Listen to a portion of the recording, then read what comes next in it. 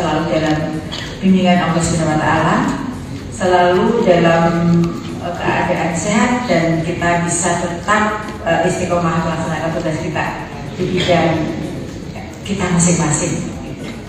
Tantangannya sangat luar biasa berat, apalagi di tahun-tahun ini, betul-betul tahun-tahun yang sangat amat berat ya, tahun-tahun politik yang penuh dengan dinamika yang luar biasa. Saya tahu semua Bapak Ibu sangat berat dan penuh dengan tekanan dalam menjalankan tugas-tugas saat ini. Tapi saya berterima kasih Bapak Ibu dengan penuh semangat dan tanggung jawab hadir di tempat ini. Ini tepuk tangan Bapak Ibu semua. Dan saya senang berada di tengah Bapak Ibu semuanya. Jadi malam ini ada dua kegiatan penting yang harus dihadiri di malam yang sama. Yang satu di Makassar, yang satunya di sini. Dua-duanya berbeda, tapi karena ini mengumpulkan Bapak Ibu yang berurusan dengan P3K itu, maka saya memilih di sini di Pak Direktur. Karena saya identik dengan ibu guru, ibunya guru P3K. Gelarnya itu sudah seperti itu, jadi harus istiqomah juga untuk terus memperjuangkan P3K ini. Meskipun sebenarnya Bapak Ibu, kalau tadi Pak Direktur sudah melaporkan capaian kita itu total ya, tahun ini udah 544.000 lebih. Tahun ini selesai kita seleksi kompetensi dan seleksi kompetensi tambahan. Jika tidak ada arah melintang, kita akan mengumumkan hasilnya di tanggal akhir, jadi 6 sampai 12. Itu namanya 12 itu kan 5 sampai 15, namanya 15 itu kan pukul 23.59, itu masih tanggal 15, itu akan tambah 296.000 lagi. Jadi kita bersama ini, kerjasama kita yang luar biasa sampai ini akan mengangkat guru-guru yang semula honor menjadi P3K jumlahnya 840.000. Itu jumlah yang tidak kaleng-kaleng untuk urusan ASN gitu. Kalau kita melihat ke belakang sejarah gitu, belum pernah ada dalam catatan sejarah gitu sampai jumlah 800.000 gitu ya. Ini tentu capaian yang pantas kita syukuri, kita pantas berbangga, perjuangan bersama kita. Jadi bukan hanya perjuangan Kemendikbud. Kalau Kemendikbud sendiri semangatnya seperti apapun, kalau pemerintah daerah tidak mengusulkan formasinya, juga tidak akan ada formasi itu.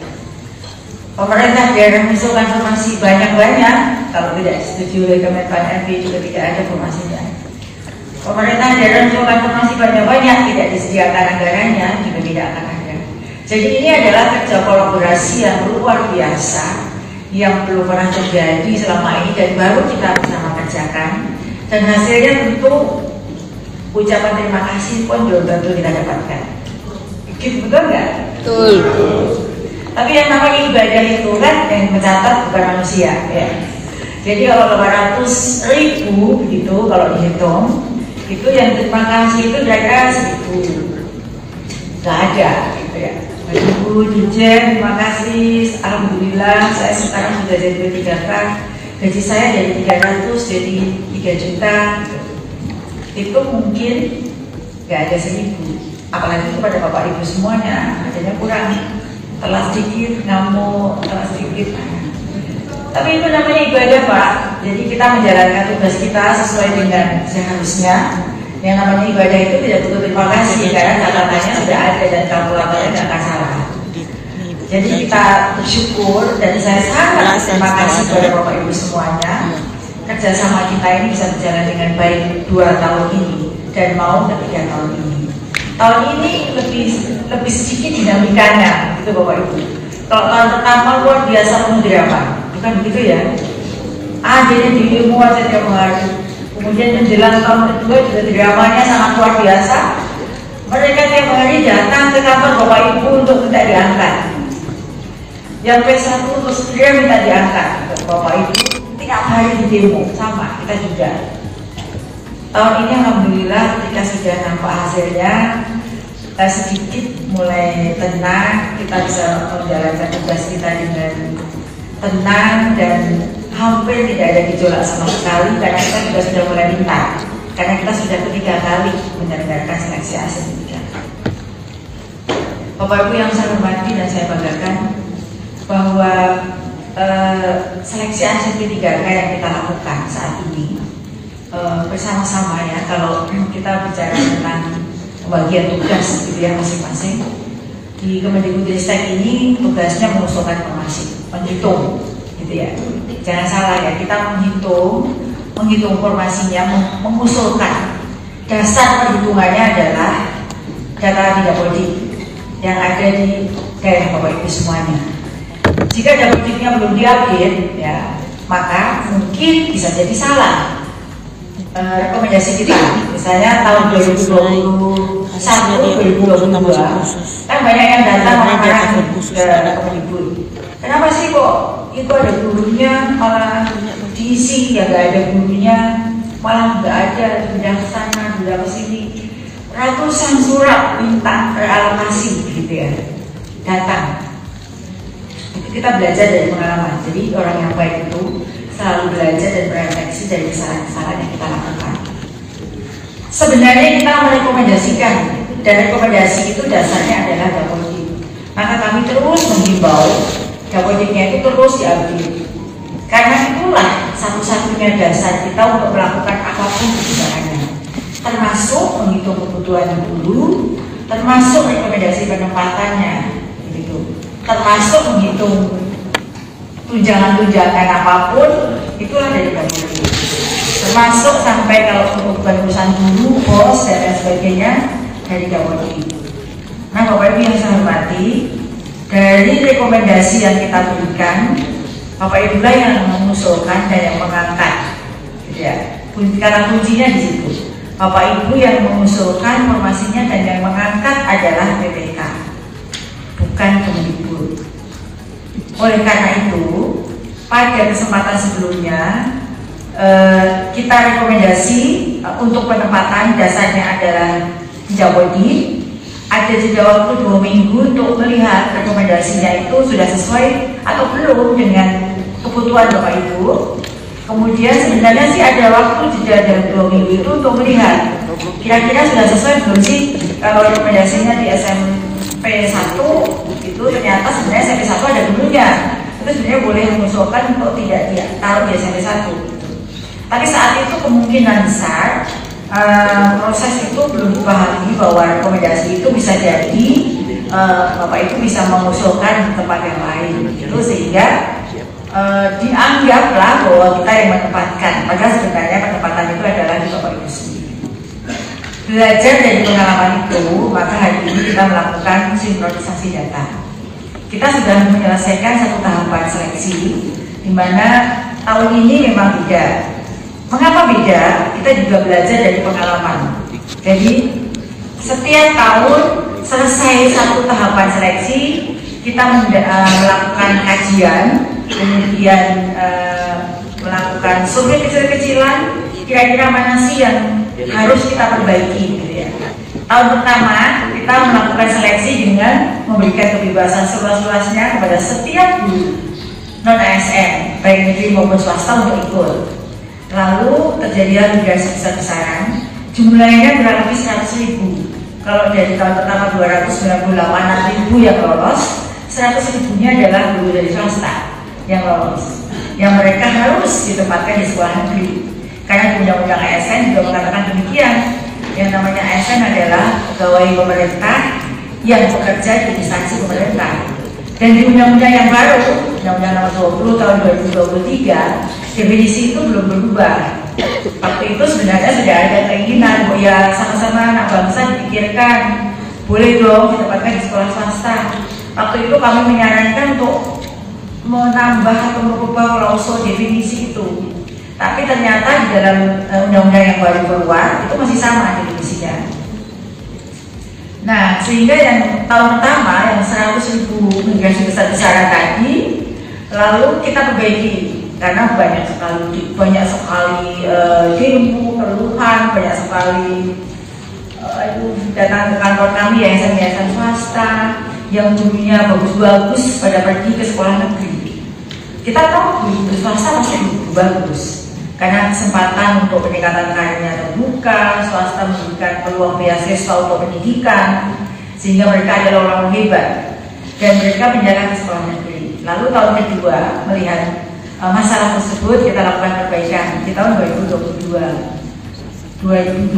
ya, seleksi 2022 kita perbaiki lagi, guru swasta boleh masuk sekolah umum dan harus ada izin dari yayasan. Begitu. Jadi nggak ada lagi boleh mengendap-endap mengikuti tes gitu. Dan tesnya juga kita lakukan penyesuaian. Kalau sebelumnya semuanya tes pengetahuan, tes menggunakan tes pilihan ganda dengan tes, lalu tahun kedua kita sesuaikan dengan itu juga karena masukan. Kita orang-orang tua mengapa harus tes pengetahuan? Kalau di matematika harus tes matematika. Seharusnya kan mereka cukup dilihat oleh dinas pendidikan, oleh BKD, oleh kepala sekolahnya. Harusnya sudah dilihat nih kompetensinya itu sudah terlihat dari keseharian mereka, dari portofolio mereka. Dan tahun itu dilakukanlah dengan penilaian pengamatan. Ternyata penilaian pengamatan juga banyak juga masukan. Wah, tidak adil, kepala sekolahnya pilih kasih, yang dekat dikasih nilai gede, bobotnya dan seterusnya. Akhirnya kita perbaiki lagi tahun ini. Jadi sebenarnya perbaikan kita lakukan untuk kesempurnaan. Tahun ini kita lakukan dengan SJT. SJT itu Situational Judgment Test, yang mana itu sebuah tes yang mendasarkan pada bagaimana seorang guru menyelesaikan masalah-masalah pembelajaran yang terjadi di kelasnya. Jawabannya ada bunyi jawabannya, tetapi tidak bisa tirunan, atau kalau bahasa Jawanya tirunan itu contekan-contekan gitu ya, karena masalahnya beda-beda gitu. Jadi di situ ada kasus pembelajaran. Saya seorang guru matematika, pada saat itu terjadi proses begini, kalimat cerita, kasus. Lalu disitulah apa penyelesaiannya. Sehingga kalau ada pertanyaan, kenapa nggak ada passing grade? Gitu. Karena memang nggak ada passing grade. Namanya SJT itu tidak ada ambang batasnya, tetapi pasti ada norma. Kalau ada satu formasi diperebutkan oleh 3 orang, barulah kita melihat norma-norma yang ada di dalam Permenpan NB sebagai rambu-rambu untuk bisa menetapkan siapa yang akan menjadi lebih jauh untuk ditempatkan di tahun ini. Jadi perubahan-perubahan itu terjadi bukan karena kita mau berubah, tapi ada upaya perbaikan untuk penyempurnaan. Nah, Bapak Ibu yang saya hormati, tahun ini juga ada kesempatan pilihan yang bisa diberikan. Yang pertama, kalau pemerintah daerah nggak mau repot gitu ya, cukup dengan CAT, berarti bobotnya 100% SJT itu. Kami beri kesempatan bagi pemerintah daerah yang ingin menambah seleksi kompetensi tambahan, mungkin ingin menambahkan tes tertentu yang dianggap penting oleh pemerintah daerah, maka SKT itu mendapatkan bobot 30%. Dan ini baru selesai. Jadi kami memberikan penghargaan kepada pemerintah daerah yang mengadakan seleksi tambahan SKT. Karena pada dasarnya dalam seleksi ini kami memberikan ruang kepada pemerintah daerah untuk memilih siapa yang terbaik menurut PPK atau pemerintah daerah, dinas pendidikan, guru terbaik mana yang lebih dahulu mau diangkat. Jadi sebenarnya seleksi P3K untuk guru dalam jabatan ini tidak memilih, tetapi prioritisasi berdasarkan jumlah formasi. Jadi karena semuanya pasti akan mendapatkan kesempatan, gitu ya. Karena prinsipnya tidak ada orang yang boleh di PHK, bukan? Tetapi karena formasinya tidak pernah bisa maksimal usulannya, maka siapa yang lebih dulu untuk mendapatkan tempatnya? Itulah yang disebut dengan penempatan, bukan seleksi lagi. Tapi sekali lagi yang namanya ASN itu harus melalui proses. Jadi kalau ada permintaan angkat tanpa tes, itu menyalahi undang-undang. gitu ya. Karena di dalam undang-undang ASN disebut bahwa ASN adalah jabatan profesional yang diperoleh melalui seperangkat uji kompetensi. Sehingga inilah uji kompetensi yang kita kerjakan bersama-sama. Bapak Ibu yang saya hormati, rapat hari ini karena tahun ini kita agak berbeda dengan sebelumnya. Jadi tidak ada lagi sanggah setelah kita tetapkan hasilnya di akhir. Jadi keputusan Bapak Ibu nanti adalah bagaikan keputusan malaikat pencabut nyawa. Karena tidak ada sanggah lagi setelah hasil akhir, maka kita harus amat sangat hati-hati, gitu ya. Amat sangat hati-hati. Jangan sampai gegabah, jangan sampai merugikan orang, karena itu adalah hasil manusia. Kita nggak boleh mendolim, gitu ya. Itulah maka kita lakukan rapat koordinasi pada malam hari ini, sinkronisasi data. Kalau dulu, misalnya setelah selesai semua proses, tiba-tiba bisa jadi ini TNS, gitu ya. Karena ijazahnya dianggap palsu atau dan lain sebagainya. Maka mari kita selesaikan di awal. Jadi jangan sampai setelah melalui semua prosesnya, orang itu sudah potong kambing, gitu ya, karena dinyatakan lolos, sudah syukuran, sudah kemana-mana, tiba-tiba TNS karena administrasinya dianggap tidak memenuhi syarat, ijazahnya diragukan, tanda tangannya kok kayaknya palsu, fotonya kok nggak sama dengan yang ini, fotonya kok kayaknya padahal itu pakai aplikasi fotonya. Sekarang itu juga Bapak Ibu kan orang juga jadi cantik kan, itu kan pakai aplikasi. Loh kok ternyata setelah ketemu nggak kayak fotonya pakai aplikasi. Itu mari kita selesaikan hari ini supaya nanti begitu tes itu diumumkan, jangan lagi ada yang tidak bisa TMS-nya karena hal-hal administrasi. Kasihan mereka yang sudah syukuran, sudah beli seragam hitam putih, sudah pamit-pamit cari kontrakan dekat sekolahnya, sudah pamit sama sekolah lama, ternyata nggak jadi, gitu kan? Nggak boleh. Jadi maksud sinkronisasi data malam hari ini adalah mencocokkan antara Bapak Ibu semuanya nanti desk to desk bersama dengan data dari Kemendikbudristek, termasuk juga rekomendasi penempatannya. Jadi nanti misalnya dari salah satu provinsi misalnya dari Nusa Tenggara Timur misalnya, kita ada rekomendasi penempatan. Ini kan sudah ketahuan nih kira-kira formasi yang diusulkan sekian ratus, rekomendasi kita di satuan sadik ABCD. Nanti Bapak Ibu juga melihat datanya. Oh bukan satunya dan dulunya, enggak, data kita enggak ada kok ini buktinya. Nanti ada kata sepakat dalam sinkronisasi data tersebut sehingga keputusan itu sudah final, sudah sepakat ya antara Bapak Ibu dan kita, sehingga nanti tidak ada lagi setelah keluar keputusan saling menyalahkan. Ini bukan keputusan kami kok, itu Kemendikbudristek yang memutuskan. Sana datang ke sana, proteslah ke sana, demo. Jangan. Jadi kita selesaikan secara adat di hari ini melalui rapat koordinasi sinkronisasi data supaya semua urusan administrasi sampai rekomendasi penempatannya beres. Yang tidak kita koordinasikan adalah hasil tes, karena hasil tes itu diolah oleh sistem, itu nanti sudah ada hasilnya, tapi kita akan mengkoordinasikan data-data yang sudah ada.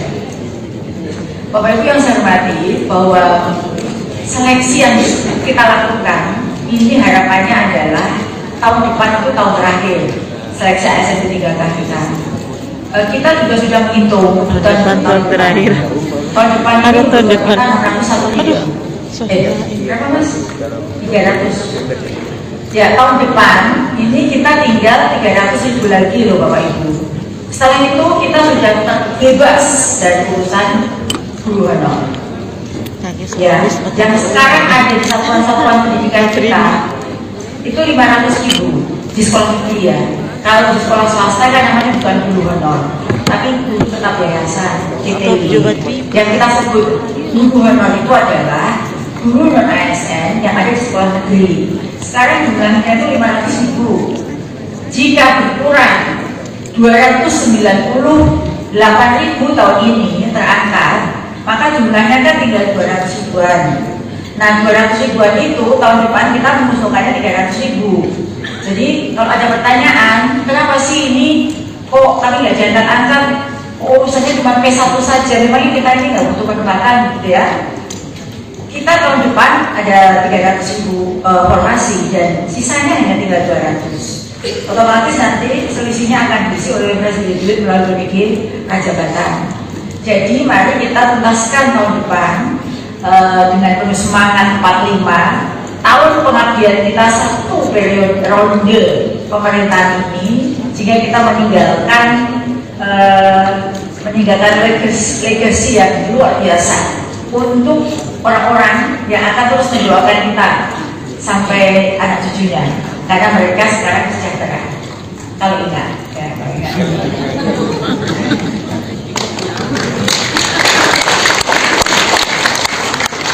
Nah, setelah itu Bapak Ibu, kita hanya akan seleksi P3K mulai tahun 2025 itu per tahun kira-kira hanya 60 ribuan. Dan 60 ribuan itu hanya mengganti guru-guru pensiun. Guru-guru pensiun itu yang anggarannya pasti sudah tersedia di tempat Bapak Ibu semua, karena anggaran guru itu kan akan diganti oleh guru-guru baru. Jadi tinggal mengganti guru pensiun. Kami berharap tidak ada lagi rekrut, dan tidak boleh ya merekrut guru honor, karena kami akan menyiapkan guru-guru baru itu dengan lulusan PPG Prajabatan yang sekarang sedang kami siapkan untuk mengisi guru-guru seleksi P3K di tahun honorer itu PPG Prajabatan. Prajabatan Jadi 2025 sekarang kita sudah siapkan Bapak Ibu baru lulus. Dan tapi sudah sertifikat, baru kita sudah siapkan, tapi sudah sertifikat. Ada begitu? Yang kemarin Mas Robin bilang marketplace, tapi ini baru tampil saja. Sehingga nanti Bapak Ibu itu aman dari segala macam sekarang KKN di tahun politik. Karena hanya orang yang eligible saja yang boleh di tahun itu orang kan mengajar. Kalau sekarang kan latihan mengajar. Tahun-tahun mengerikan. Ada di satu, NITEP 2, ASDB, anak saudara keinginan sendiri kok Pak Beb. Ini nanti tahun depan insya Allah Bapak Ibu ada di bawah orang yang PPG itu. Karena di situ ada ruang talenta dulu, isinya hanyalah orang-orang yang sudah lolos seleksi masuk ke situ. Kalau ASDB masuk ke situ boleh asal sudah lolos, anak saudara dan ponakan boleh. Tapi sudah lolos seleksi itu boleh dipilih. Jadi di luar itu tidak boleh. Itu membantu Bapak Ibu semuanya supaya terhindar dari bentuk-bentuk KKN yang tidak bisa ditolak kalau itu sudah jadi pejabat di daerah. Begitu kan ya, kalau sudah jadi pejabat itu kalau sudah ponakan minta nangis semua bisa tolak. Nah, kalau enggak, saya bilang bisa, nah tapi masuk dulu di ruang talenta ya. Kalau masuk di ruang talenta Bapak bisa bantu. Itu artinya memang sudah seharusnya masuk ke ruang talenta dulu. Nah, selain ruang talenta dulu, jadi kami ini sebenarnya sedang menjalankan visinya adalah supaya profesi guru itu menjadi profesi yang favorit, membanggakan, bermartabat, dan terhormat. Makanya kita susah payah ini merekrut guru P3K supaya di daerah Bapak Ibu para generasi muda mau menjadi guru. Karena apa? Kalau yang jadi guru hanya sisa-sisa laskar pajak, orang yang di sana nggak diterima, nggak diterima kerja apapun, bahkan jadi Grab aja nggak bisa, nggak punya modal beli mobil, akhirnya jadi guru. Bayangkan nanti masa depan daerah Bapak itu akan dititipkan pada orang-orang yang tidak kompeten mendidik anak-anak kita. Maka visi yang paling penting adalah yang jadi guru itu adalah orang-orang yang terbaik. Maka profesi guru harus kita buat membanggakan, terhormat, dan bermartabat. Caranya bagaimana? Mereka menjadi ASN, mendapatkan gaji yang layak, terhormat, sehingga dia hanya fokus pada pengembangan kompetensinya dan fokus pada pembelajaran terhadap pada titiknya. Bapak Ibu yang saya hormati, pada malam hari ini nanti kami juga akan sampaikan bahwa ini Permenpan RB sudah ada peraturan ya, Permenpan nomor 20 tahun 2023 dan sekarang sedang menyusun turunannya PP Manajemen ASN. Di dalam manajemen undang-undang Permenpan tentang ASN tersebut, di situ banyak informasi baru yang bisa kita jadikan rujukan untuk transformasi ASN. Nah, sejalan dengan adanya transformasi ASN tersebut, Kemendikbudristek juga sudah menjalankan transformasi guru. Yang mana di sini nanti tim saya akan memaparkan tentang seperti apa transformasi guru yang akan diluncurkan di bulan ini. Mengapa kami sampaikan di forum ini? Karena nanti ini sangat erat berkaitan dengan Kanrek.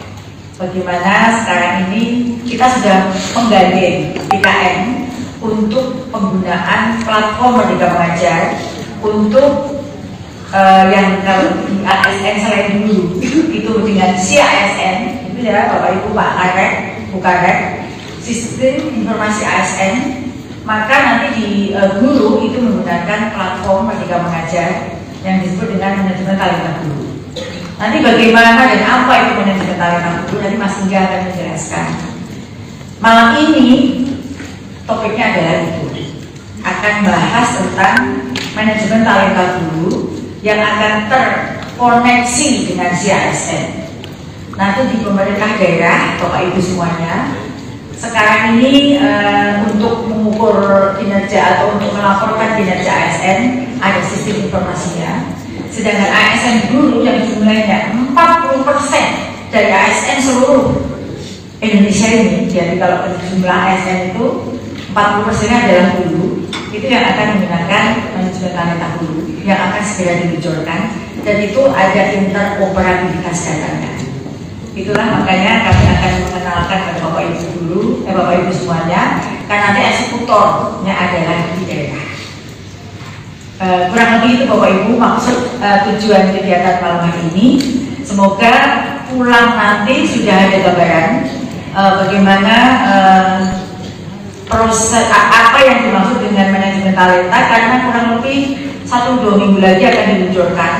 Dan tahun depan, untuk SKP tahun depan sudah menggunakan sistem ini, gitu ya. Sehingga nanti kami mohon dengan sangat perhatian Bapak Ibu semuanya, dan juga ada yang belum jelas, nanti bisa bertanya kepada Mas Hingga dan tim, ada Mas Bozan di sana yang akan menjelaskan dari sisi teknologinya.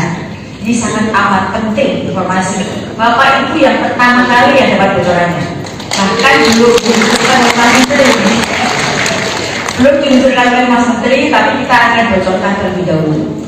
Ini baru versi pertama ya, Direktur ya. Baru versi pertama. Jadi ini benar-benar bocoran pertama. Mohon nanti diperhatikan dan semoga ini bisa dipahami dan bermanfaat untuk Bapak Ibu semuanya. Dan juga untuk koordinasi data data ini, semoga setelah kegiatan ini juga sudah klop ya, tidak ada lagi nanti PNS atau tidak bisa diangkat pada akhir-akhir setelah semua proses kegiatan ini dilewati. Kan sekali lagi tidak ada sanggah setelah hasil itu diumumkan. Sebelumnya kita pastikan data itu benar sehingga tidak perlu lagi BPUN. Kita menghadapi BPUN bagi mereka yang merasa tidak mendapatkan keadilan. Jadi kita hindari hal tersebut. Maka kita pastikan dalam 2-3 hari ini Bapak Ibu akan didampingi oleh tim Kemenpan RB, BKN dan Kemendikbudristek.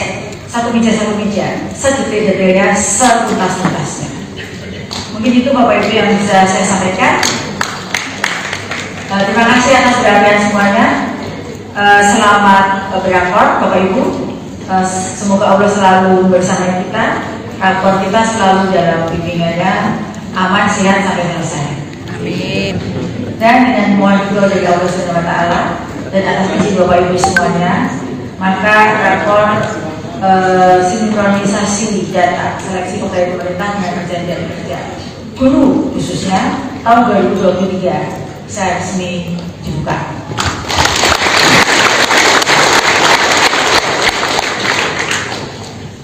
Berlari cepat mengejar waktu. Terlambat sudah tertinggal kereta. Terus naik apa mas? Naik bis. Pendidikan ini harus nomor 1 bagi kemajuan daerah Bapak Ibu. Terima kasih Bapak Ibu semuanya. Assalamualaikum warahmatullahi wabarakatuh. Salam sejahtera untuk kita semua. Om Santi Santi Santi Om Rahayu. Terima kasih kami sampaikan kepada Dirjen yang telah memberikan arahan dan juga telah membuka acara rapat koordinasi dan sinkronisasi data seleksi P3K tahun 2003. Baiklah hadirin sekalian yang berbahagia, agar pelaksanaan kegiatan berjalan dengan lancar, memberikan manfaat yang baik serta membawa berkah bagi kita semua. Marilah bersama-sama kita iringi acara ini dengan pembacaan doa. Kepada Bapak Syafiuddin, kami persilakan untuk memimpin pembacaan doa.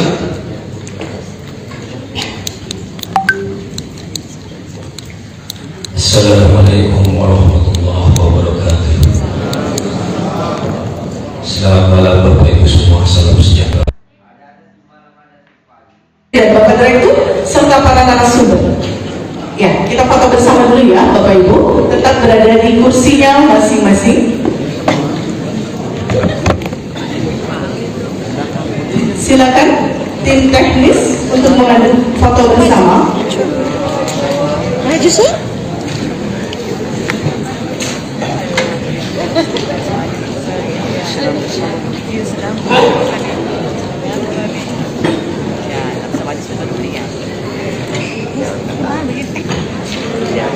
Ya, siap?